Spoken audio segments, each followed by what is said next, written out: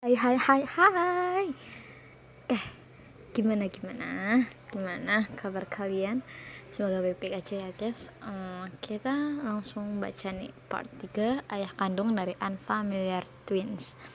3 ayah kandung. Aku pikir aku nggak pernah punya foto keluarga. Hanina Kafa. Gadis itu menulis namanya di atas sampul buku coklat tersebut. Hanina Kafa. Setiap kali ia membaca nama itu, ia selalu merasa ada yang kurang, seperti ada sesuatu yang hilang di sana. Hanina merasa namanya terlalu singkat dan terlalu tidak berarti. Apakah kehadiran Hanina di muka bumi ini benar-benar tidak diinginkan? Dulu pihak panti pernah bercerita padanya pada saat Hanina berumur 15 tahun, di saat gadis itu merengek berkali-kali menanyakan keberadaan orang tuanya. Akhirnya pemilik panti pun menceritakan kejadian yang membuat Hanina akhirnya sampai di panti asuhan tersebut. Mayang, pemilik panti sekaligus sosok yang selalu Hanina anggap sebagai ibunya, menjelaskan bahwa Hanina ditemukan di depan gerbang panti asuhan di dalam stroller bayi berwarna hitam.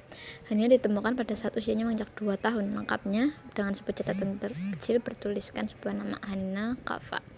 Sejak saat itulah Hanina mulai dirawat di panti asuhan bersama anak-anak yatim piatu lainnya.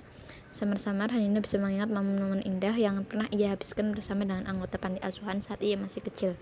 Mereka bagaikan keluarga besar bagi Hanina. Sebenarnya Hanina sangat berat hati meninggalkan panti asuhan, namun ia tidak mau menjadi beban lebih lama lagi. Sudah cukup ia dirawat hingga usianya menginjak 16 tahun.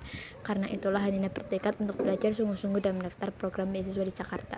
Dan entah ini bisa disebut keberuntungan atau tidak, Hanina berhasil masuk ke sekolah tersebut. Maka akhirnya disinilah Hanina tinggal sendiri di sebuah kosan kecil berukuran 2x2 meter.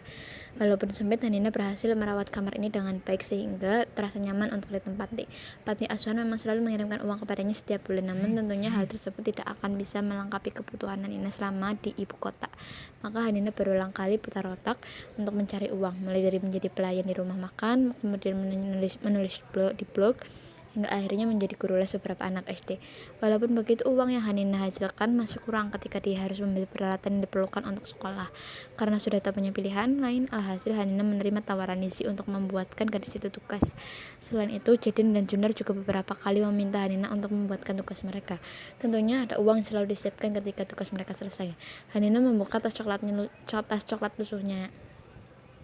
Tas itu ada pemberian dari Mayang sebagai hadiah karena telah mendapatkan beasiswa. Gadis itu tampak sibuk mencari sesuatu di dalam tasnya, hingga akhirnya kepalanya terangkat bersamaan dengan tangannya memegang sebuah kunci. Itu kunci kamar kosnya. Baru saja hendak membuka pintu kamarnya, tiba-tiba kunci tersebut terlepas dari genggamannya. Alhasil Hanina pun bercongkak untuk mengambil kunci tersebut. Namun ketika ia hendak bangkit, Hanina melihat seseorang yang tengah melangkah ke arahnya dengan sepatu pantofel hitam yang mengkilap. Gadis itu pun mendongakkan kepalanya, dan seketika itu sosok pria yang terlihat asing di mata Hanina menatap ke arahnya sembari tersenyum lebar.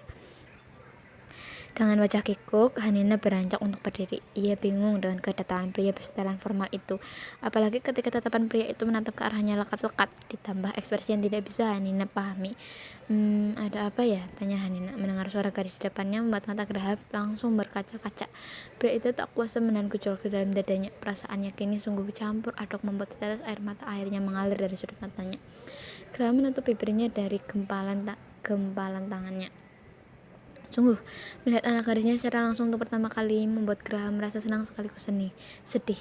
Senang karena akhirnya semua penantiannya tidak sia-sia, namun di sisi lain dia sedih karena baru bisa menemani Hanina di saat gadis itu telah beranjak dewasa. Pak, Hanina kembali memanggil sosok pria di hadapannya. Hanina, panggil Graha dengan suara yang terdengar samar. Akhirnya setelah sekian lama ia bisa kembali menyebut nama itu. Nama yang Graha buat semalam suntuk khusus untuk putri kesayangannya, Hanina. Graha lagi-lagi mengulangnya seakan belum puas melepas rindu terhadap nama itu. Bapak kenal saya? Tanya Hanina bingung. Seketika itu Graha menarik Hanina ke dalam pelukannya. Hanina sempat berontak karena kaget, namun ketika terdengar ucapan Graha, tubuh Hanina langsung beku. Ini papahan, ayah kandung kamu.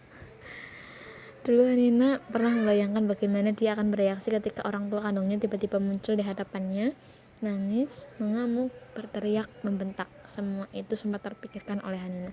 Namun nyatanya tak satu pun dari hal itu terjadi, karena saat mendengar ucapan tersebut, tubuh Hanina benar-benar membeku seperti mati rasa. Ia tak mengerti dengan perasaannya saat ini. Hanina hanya bisa diam tanpa berucap. Bahkan perkataan Graha seperti bagai angin lalu bagi Hanina. Mereka saat ini duduk di tembok pendek pembatas kamar kos Hanina dengan yang lainnya.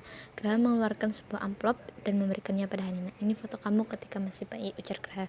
Hanina mengambil amplop tersebut. Ia menatap amplop tersebut dengan tatapan senduk. Sesaat gadis itu terdiam, menyiapkan diri dengan sesuatu yang akan ia lihat setelahnya. Hingga akhirnya perlahan Hanina membuka amplop tersebut dan mengeluarkan beberapa foto di dalamnya.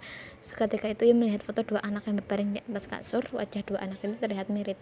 "Iya, kamu punya kembaran," ucap Graha. Hanina menoleh ke arah Graha, menatap pria itu dengan wajah terkejut. "Kembaran? Waktu itu saya dan mama kamu bertengkar hebat saat kalian baru berumur 2 bulan. Kami memutuskan untuk bercerai. Ibu kamu memilih membawa kamu dan meninggalkan kembaran kamu dengan saya," jelas Graha. "Awalnya saya tidak setuju dengan hal itu. Saya takut kamu tidak diurus dengan baik olehnya, dan benar saja, setelah beberapa hari kamu dibawa oleh ibu kamu, saya benar-benar kehilangan kontak terhadap kamu. Saya sudah mencari ibu kamu di seluruh daerah di ibu kota, tapi saya tidak pernah menemukan keberadaannya. Setelah itu saya nggak menyerah. Saya tetap mencari keberadaan ibu kamu di luar kota, tapi sangat sulit menemukan ibu kamu. Hingga akhirnya beberapa tahun lalu saya mencoba untuk mencari nama kamu di tiap panti asuhan. Saya menyusuri semua panti asuhan di Indonesia tanpa ada yang terlewat, hingga akhirnya saya menemukan nama kamu," jelas Graha. Hanina kembali menatap foto lain yang ada di tangannya. Foto itu berisikan sosok suami yang istri tengah menggendong dua orang anak. "Ini ibu?" tanya Hanina. Graha mengangguk. "Iya, itu ibu kamu, namanya Cassandra," ucap Graha. Mata Hanina seketika berkaca-kaca. "Aku pikir aku gak pernah punya foto keluarga," ucap Hanina. Seketika itu isak tangisnya pecah. Graha yang melihat putrinya menangis pun langsung memeluk Hanina dengan erat. "Maafin papa ya nak, papa udah gagal jadi seorang ayah buat kamu." Hanina mengelak sambil mengusap air matanya. Ia menarik tubuhnya menjauh dari Graha. Makasih karena udah inget sama aku. Mana mungkin papa bisa lupa sama putri kecil papa." Tatapan Graha terlihat sangat tulus ketika mengucapkan kalimat itu. "Namanya siapa?" tanya Hanina sambil menunjuk seorang bayi yang ada di dalam foto itu. "Itu kakak kamu, dia laki-laki, namanya Galileo," ucap Graha. "Galileo?" ulang Hanina. "Ya, Galileo Kansalalubis dan Hanina Kavalalubis. Itu sepasang nama yang papa buat sehari sebelum kalian berdua lahir."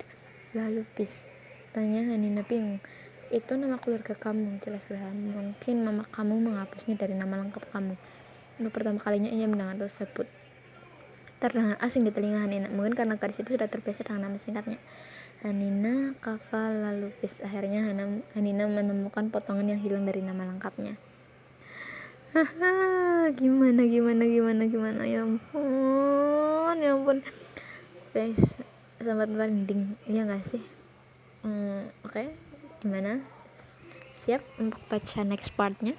Tunggu di video aku berikutnya. Tinggalin jejak kalian juga ya.